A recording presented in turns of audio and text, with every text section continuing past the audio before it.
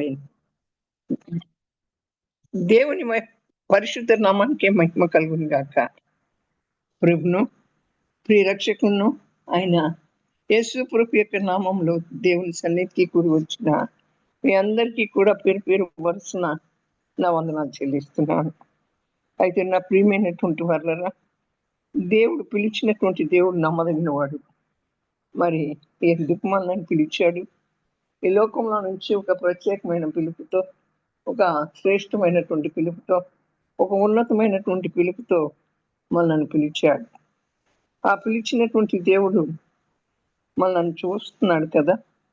ఎందుకు పిలిచాడు? తన వద్ద కూర్చోబెట్టుకోవటం కోసం, తన రాజ్యంలో చేర్చుకోవటం కోసం, తన కొరకు మనం ఫలించటం కోసం, తన కొరకు మనం మరి ఎలా జీవించాలో, మరి ఆ జీవన విధానాన్ని ఆయనలాగా జీవించాలని, ఆయనలాగా మనం ఉండాలని, తన స్వరూపంలో తన పోలికలో మనల్ని చేసి మనల్ని పిలిచాడు.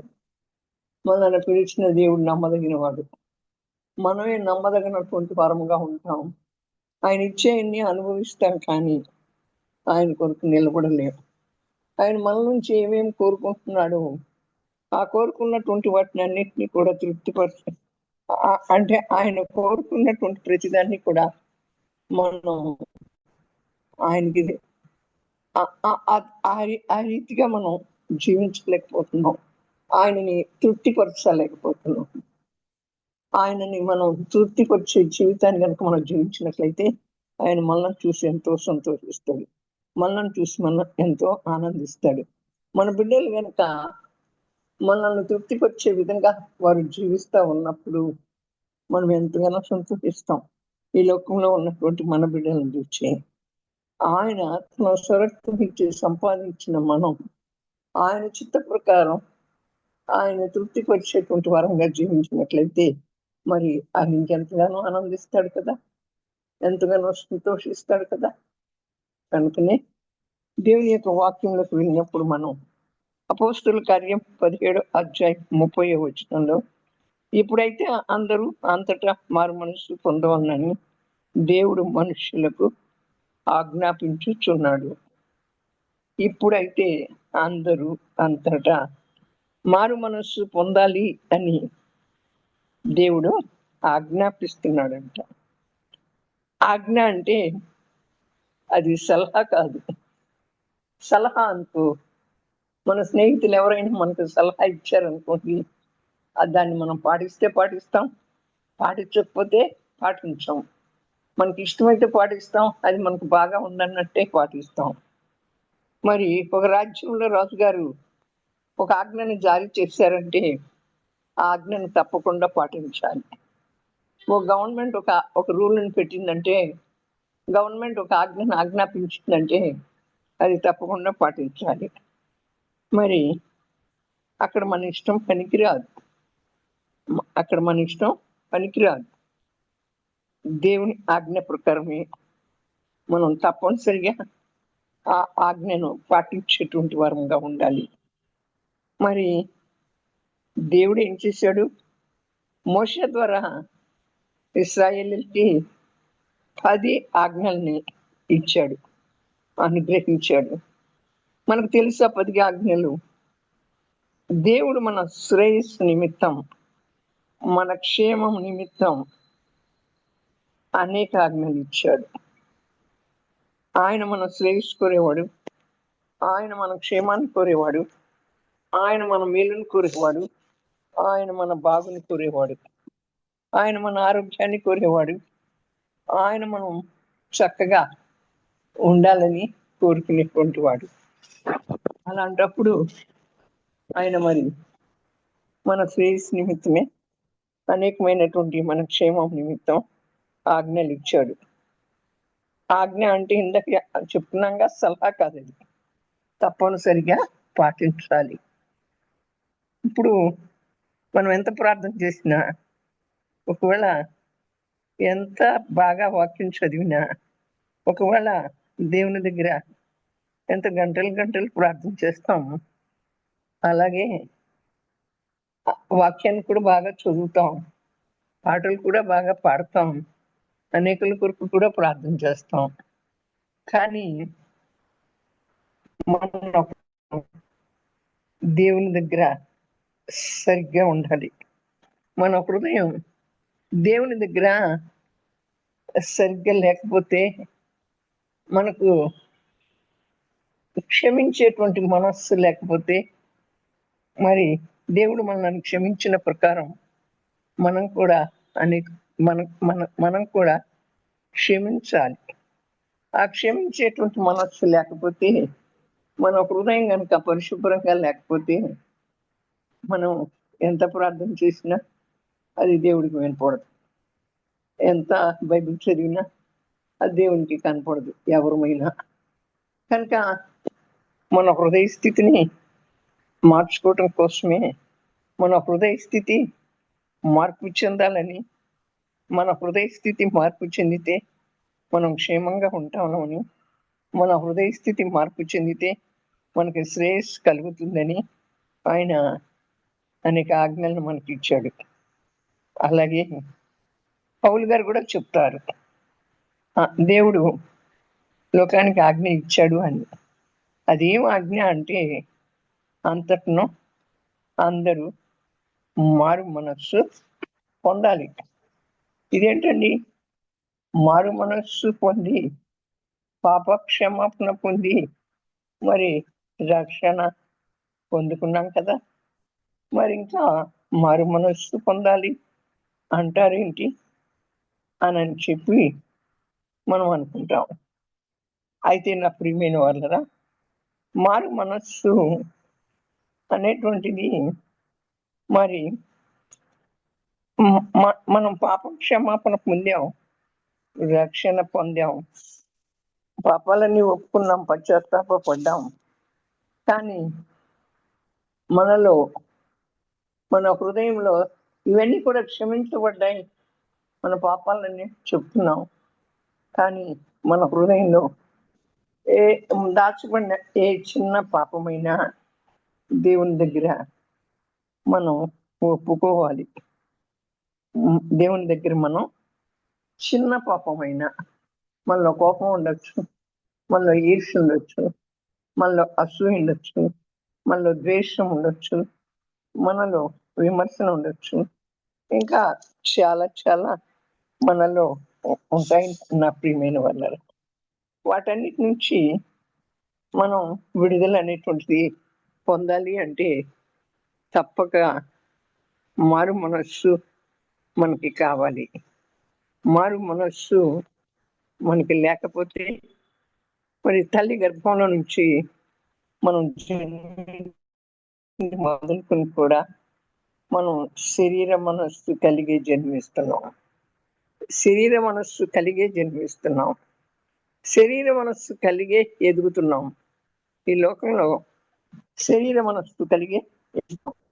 అందుకే రోమపత్రికలో అంటారు కూడా, శరీరానుసారమైన మనస్సు ఆత్మానుసారమైన మనస్సు జీవాన్ని కలుగ చేస్తుంది, శరీరానుసారమైన మనస్సు మనం నశింప చేస్తుంది.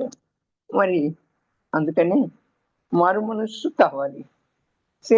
శరీరానుసారమైన మనస్సు ఏంటి అంటే ఇక్కడ చూస్తే మరి నా ప్రియమైన వాళ్ళరా, మనం పుట్టింది మొదలుకొని కూడా ఏం చేస్తున్నాం? శరీర మనస్సుతోనే పుడుతున్నాం, శరీర మనస్సుతోనే ఎదుగుతున్నాం, శరీర మనస్సుతోనే కార్యాలు పనులు చేస్తున్నాం, శరీర మనస్సుతోనే శరీర కార్యాలను మనం చేసేటువంటి వరంగా ఉంటున్నాం. మరి మనలో ఇంకా ఎక్కడ మరి శరీర మనస్సు చచ్చిపోయిందా? ఆత్మానుసరమైన మనస్సు మనకు వచ్చిందా? ఎప్పుడైతే ఆత్మానుసరమైన మనస్సు మనకు వస్తుందో ఆత్మానుసరమైన కార్యాలను వీక్షిస్తాం. అట్లా కాకుండా శరీరానుసరమైన మనస్సుతోనే బ్రతుకుతామో శరీరానుసరమైన కార్యాలని మనం వివేచించేటువంటి వరంగా ఉంటాం. మరి చూసినట్లయితే నా ప్రియమైనటువంటి వాళ్ళరా, ఇక్కడ క్రొత్త మనస్సు మనకు కలగాలి, అంతే కదా. పాపపు మనస్సు తీసివేయబడాలి. క్రొత్త మనస్సు మనకు రావాలంటే ఆత్మ ఉన్నటువంటి ప్రభు మనలోకి రావాలి. ఆత్మ ఉన్నటువంటి ప్రభు మనలోకి రావాలి. ఆత్మ అయినటువంటి పరిశుద్ధాత్మ దేవుడు మనలోకి రావాలి. మరి అప్పుడు ఆత్మ అయినటువంటి ప్రభు మనలోకి వస్తే అప్పుడు మనకి క్రొత్త మనస్సు కలుగుతుంది. కనుకనే అక్కడ అంటాడు కదా, ప్రకటన గ్రంథం 3వ అధ్యాయం 20వ వచనంలో, మరి ఇదిగో తలుపునొద్ద నిలబడి నేను తలుపు కొడుతున్నాను, మరి ఎవరైతే తలుపు తీస్తారో వారితో కూడా నేను, నాతో కూడా వారు కలిసి భోంచేస్తామంటారు. ఆ తలుపు దగ్గర నిలబడిన పరిశుద్ధుడైన దేవుడు మన హృదయం అనే తలుపును కొడుతూ ఉన్నప్పుడు, మన హృదయం అనే తలుపును తీసినట్లయితే ఆ దేవుడు, ఆ పరిశుద్ధాత్మ మనలోకి వచ్చినప్పుడు మన మనస్సు మారుతుంది. అప్పుడు ఆత్మానుసారంగా ఆత్మయున్నటువంటి దేవుడు మనలోకి వస్తాడు. ఆ ఆత్మయున్నటువంటి దేవుడు మనలోకి వచ్చినప్పుడు మనకేమనిపిస్తుంది? నిన్ను వల్ల నీ పొరుగువాడిని ప్రేమించు అనేటువంటి ఒక ఆజ్ఞ మన జీవితానికి చాలు. అదొక్కటే అసలు మనం ప్రేమించగలమా? మన వల్లే మన ఇంట్లో వాళ్ళని ప్రేమించుకోలేము. పొరుగు వాళ్ళని ప్రేమిస్తున్నామా? దేవుని ప్రేమ మనలో ఉంటుంది. ఎప్పుడైతే ఈ శరీరానుసారమైన మనస్సు తీసివేయబడుతుందో, ఆత్మానుసారమైన మనస్సు మనలోకి వస్తుందో, దేవుని ప్రేమ మనలోకి అంకురిస్తుంది, మనస్సు మారుతుంది. అదే మారు మనస్సు. మనస్సులో మార్పు మనం పొందాలి. మనస్సులో మార్పు పొందాలి. మనందరం కూడా మనస్సు మారకపోతే, మన మనస్సు మారి రూపాంతరం చెందకపోతే మనం దేవుని రాజ్యంలో కనపడలేము, దేవుని సముఖంలో మనం కనపడలేము. మన మనస్సు మారి మనం ఎప్పుడైతే రూపాంతరం చెందుతామో అప్పుడు ఆయన యొద్ద మనం కనపడతాం. ఆయన మనకి ఇచ్చినటువంటి ఆజ్ఞను కూడా మనం నెరవేరుస్తాం. అది ఏంటి అంటే, అందరూ అంతటా మారు మనస్సుని పొందాలి అనేటువంటి ఆజ్ఞ కదా. అవును నా ప్రియమైన వాళ్ళరా, దేవుడిచ్చే మారు మనస్సును గనక మనం పొందామనుకోండి, అప్పుడు ఏమవుతుంది? మనలో మనం ఆత్మ ఫలాలు ఫలిస్తాం. ఆత్మను ఫలించేటువంటి వరంగా ఉంటాం. అయితే ఆ దేవుడు ఇచ్చినటువంటి మారు మనస్సును మనం పొందితే మనం ఏమవుతాం? ఆత్మ ఫలాలు ఫలిస్తాం. ఆత్మ ఫలాలు ఎక్కడున్నాయి? గలతీయులకు రాసిన పత్రిక 5వ అధ్యాయము 22వ వచనంలో ఆత్మ ఫలాలు ఉన్నాయి. నా ప్రియమైనటువంటి వాళ్ళరా, మనం భక్తిలో మరి దేవుని యొక్క భక్తిని చేస్తూ ఆత్మీయ జీవితాన్ని చేస్తున్నామని చెప్తూ దేవుని యొక్క ప్రియమైన విడలమని చెప్తూ, దేవుడు మమ్మల్ని ఏర్పాటు చేస్తున్నాడు, మమ్మల్ని పిలిచాడు, తన విడలుగా చేశాడు అని చెప్పి మనం చెప్తూ, నా ప్రియమైనటువంటి వాళ్ళగా మనం కానీ ఆయన ఇచ్చిన ఆజ్ఞ ప్రకారం మారు మనస్సు కనుక పొందకపోతే, ఆత్మ ఫలాలు కనుక ఫలించకపోతే, మరి ఆయన అంటాడు, మరి ఫలించిన ప్రతి చెట్టు కూడా నరికివేయబడుతుంది అంటాడు. ఫలించని ప్రతి చెట్టు కూడా నరికివేయబడుతుంది. దాని చెట్టు వేరున గొడ్డలు పెట్టాను అని చెప్తుంది దేవుని యొక్క వాక్యం. అయితే నా ప్రియమైనటువంటి వర్రరా, మరి 5వ గలతీయులకు రాసిన పత్రిక 5వ అధ్యాయం 19 నుంచి 22 వచనాలు,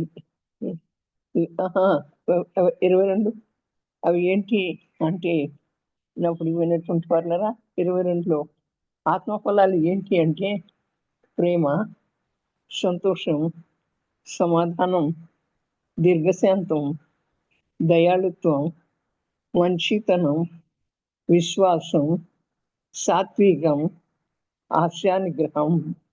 ఇటు వాటికి విరోధమైన నియమం ఏదియో లేదు. క్రీస్తు యేసు సంబంధులు శరీరమును దాని ఇచ్చలతోనూ దురాశలతోనూ సిలువ వేసి ఉన్నారు.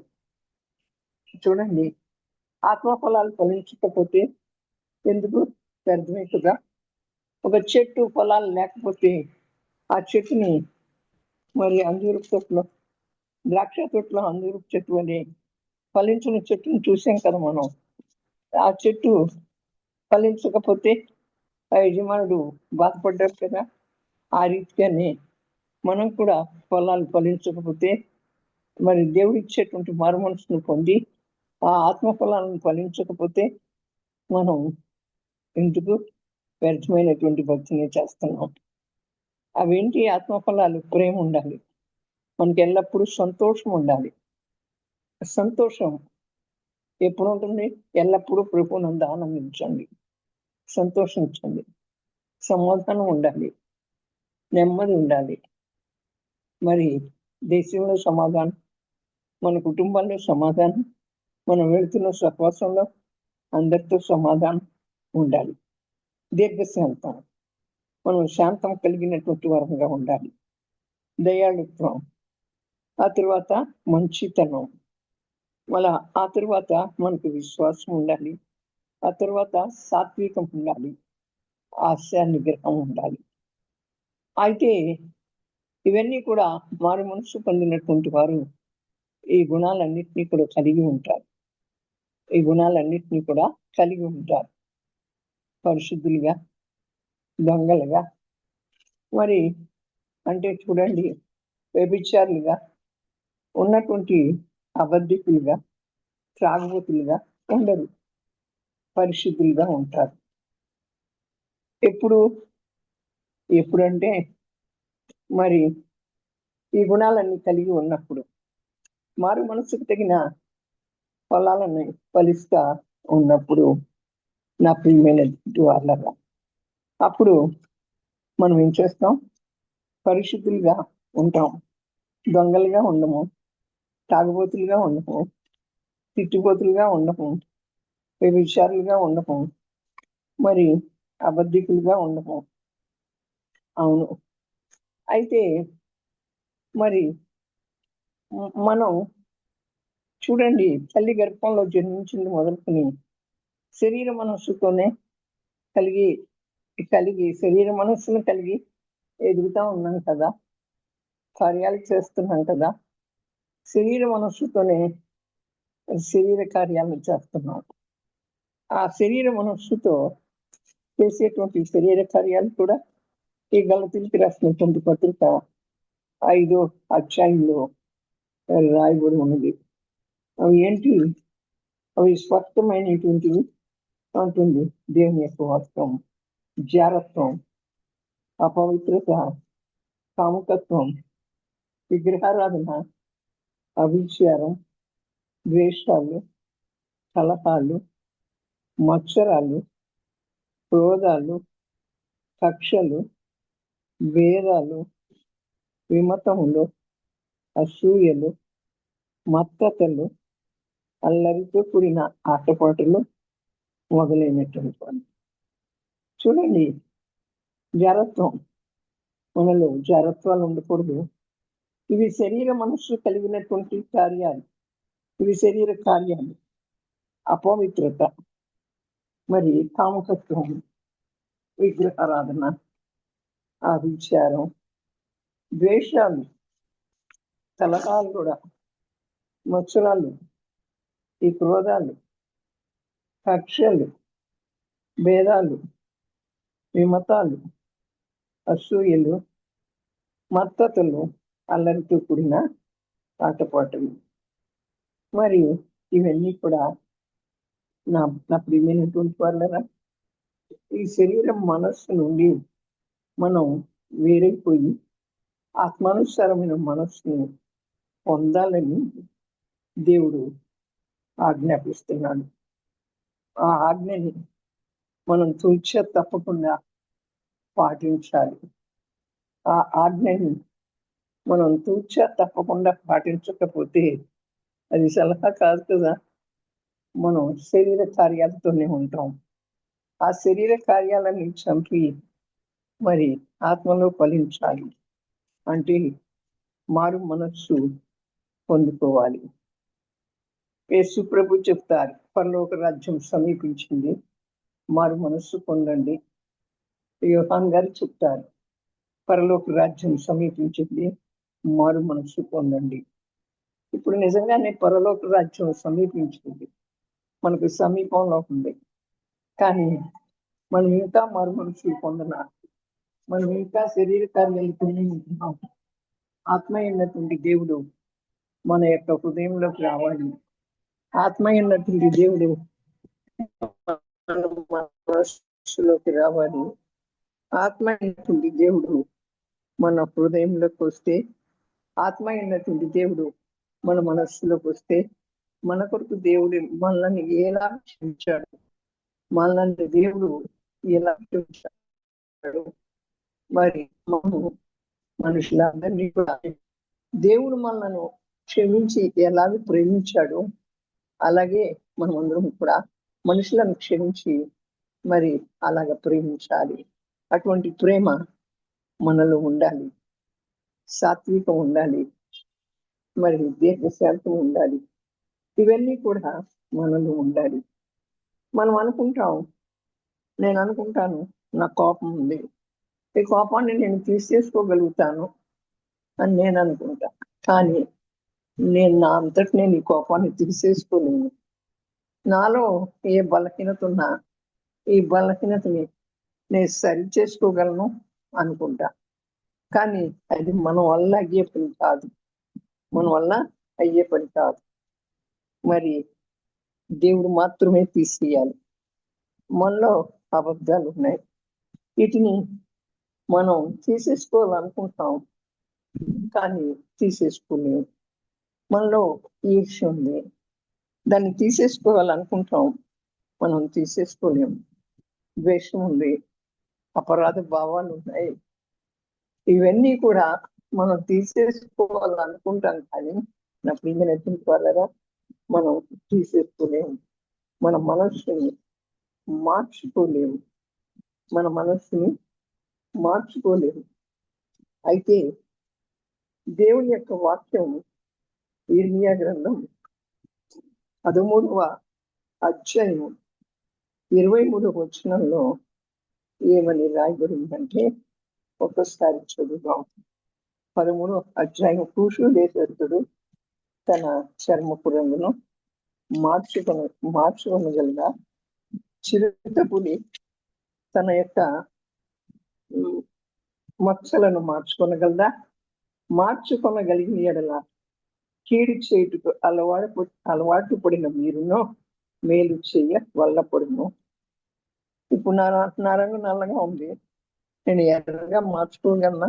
అలాగే కూషు దేశస్థుడు తన చర్మమును మార్చుకోనగలడా? అతను ఒకవేళ అతని చర్మం రంగును అతను మార్చుకోగలుగుతాడా? చిరుతపులి మరి శరీరం మీద మచ్చలు ఉంటాయి. ఆ చిరుతపులి శరీరం మీద ఉన్నటువంటి మచ్చలని ఆ చిరుతపులి మార్చుకోగలుగుతుందా?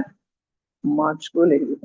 అవి రెండు జరిగినట్లయితే మరి అక్కడ ఏమంటున్నాడు? కీడు చేయుటకు అలవాటు పడిన మీరును మేలు చేయుట వల్లపడును. అవి రెండు కనుక జరిగితే, కీడు చేయటానికి అలవాటు పడిందే మానవ స్వభావం, కానీ మేలు చేయటానికి వల్ల పడుతుంది అంటున్నాడు. మనంతటా మనం మార్చుకోలేము, దేవుని దగ్గరికి రావాలి.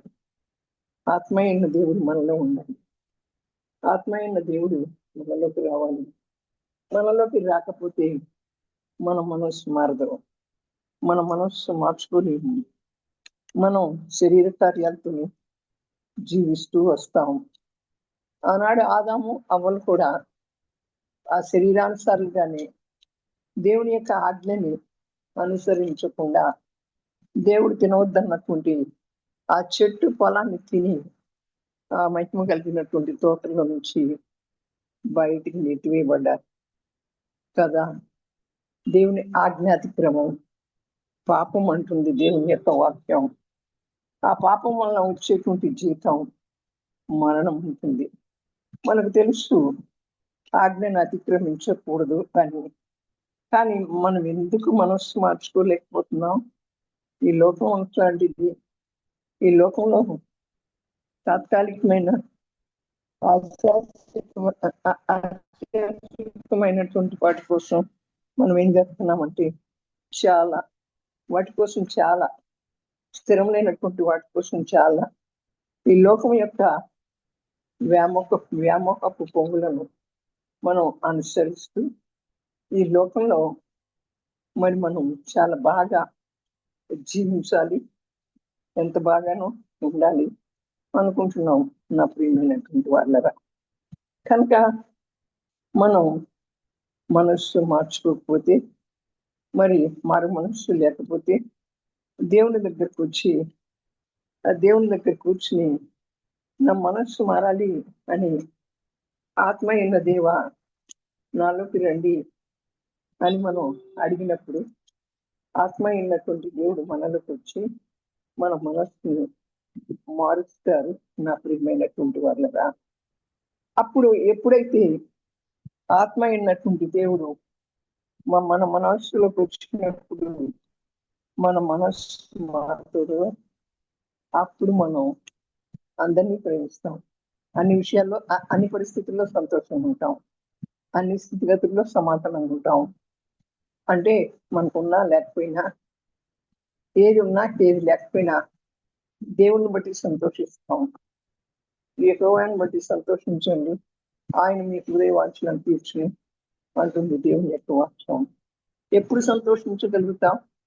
ఆత్మానుసారమైన మనసు మనలో ఉన్నప్పుడు, ఆత్మ అయిన దేవుడు మనలోకి వచ్చినప్పుడు.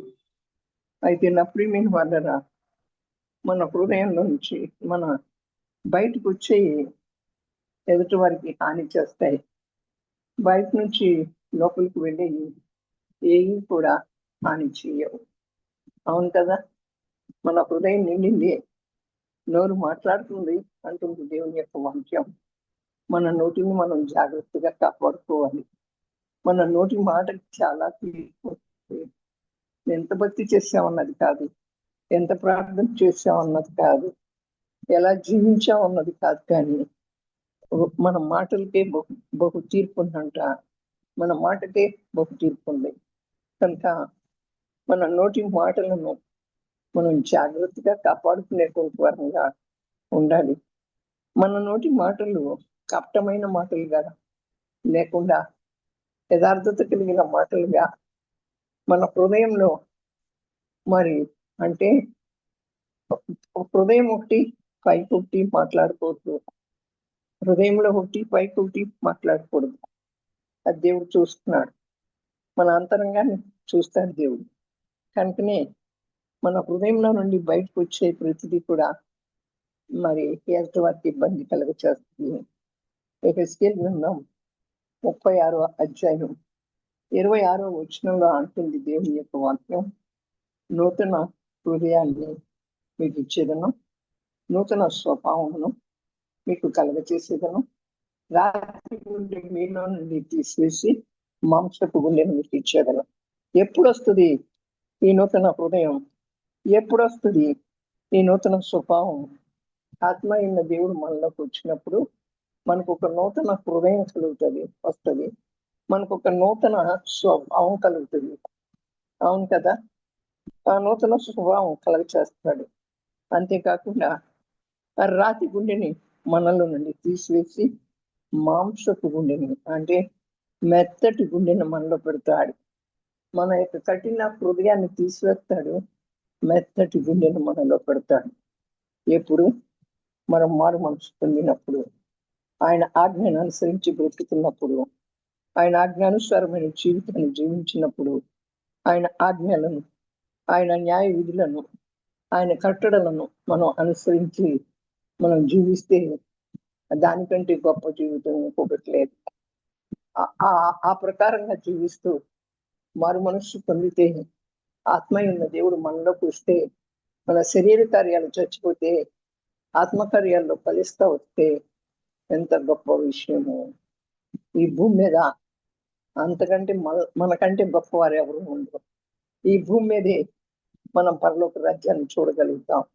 మన కుటుంబంలోనే మనం పరలోక రాజ్యాన్ని మనం చూడగలుగుతాం. నా ప్రియమైనటువంటి వాళ్ళగా కనుక ఎక్కడ మనకు కోపం ఉన్నా, ఎవరిని మనం క్షమించలేనటువంటి మనస్సు ఉన్నా, మరి వాటన్నిటినీ కూడా మనం తీసేసుకోవాలి.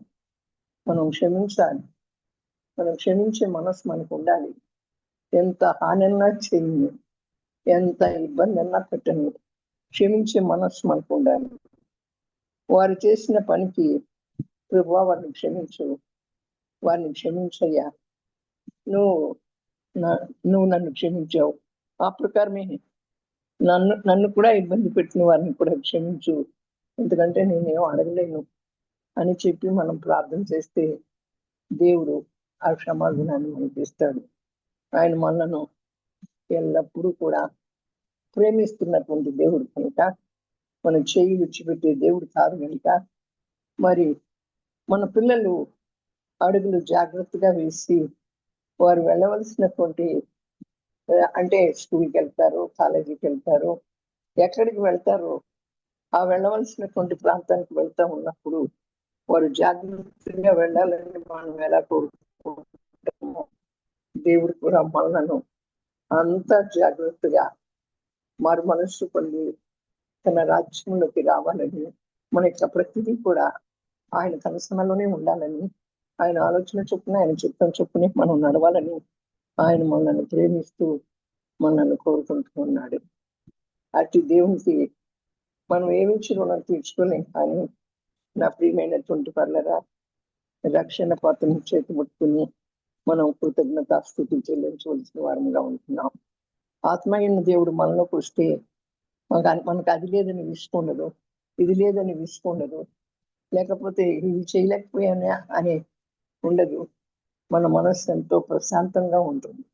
ఏది లేకపోయినా నువ్వు ఉంటే చాలు ప్రభువా, ఏది లేకపోయినా నువ్వు ఉంటే చాలు, నీ తర్వాతే నాకు అన్ని, నువ్వు ఇచ్చే దేవుడివి, నువ్వు ఉన్నావు కనుక నేను ప్రశాంతంగా సమాధానంగా బ్రతకటానికి ఆత్మీయ దేవ నాలోకి రండి అని మనం కోరుకున్నాం.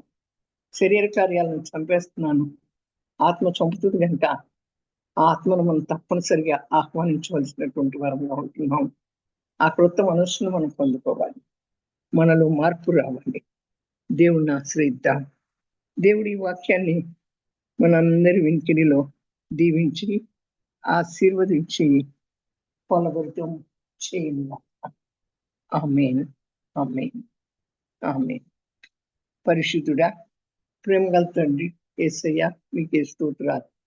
మన మనసు పొందవాలని మీరు ఆజ్ఞాపిస్తున్నారు ప్రభా. ఆయా తీసుకుని మేము మారు మనసు పొందటానికి మీరు కృప చూపించినందుకే స్తోత్రాలు నాయన. మా శరీర కార్యాలను విడిచిపెట్టి ఆత్మీయ దేవా, మీరు మనలోకి వచ్చి మా మనసును మార్చి మీ కృప చూపించినందుకే స్తోత్రాలు చెల్లిస్తున్నాను.